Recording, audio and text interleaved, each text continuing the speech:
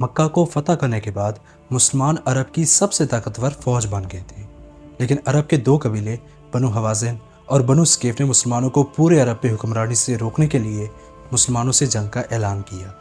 دوستو، بنو ثقیف وہی قبیلہ تھا جس نے کچھ ہی سال پہلے جب اللہ کے رسول صلی اللہ علیہ وسلم انہیں اسلام کی دعوت دینے طائف گئے تو انہوں نے آپ کو کمزور سمجھ کے آپ کا بہت مذاق اڑایا اور اتنے پتھر مارے کہ جسم کو خون سے لال کر دیا، مگر پھر بھی آپ نے انہیں معاف کر دیا۔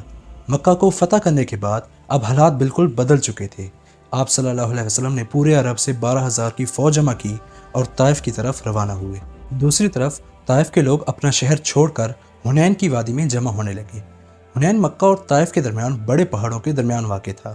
طائف کے لیڈر نے اپنی فوج حنین کی وادی میں جمع کی اور اعلان کیا کہ اپنے بچوں اور عورتوں کو بھی ساتھ لے کر آئے تاکہ اس کی فوج جنگ چھوڑ کر بھاگ نہ جائے۔ دوسری طرف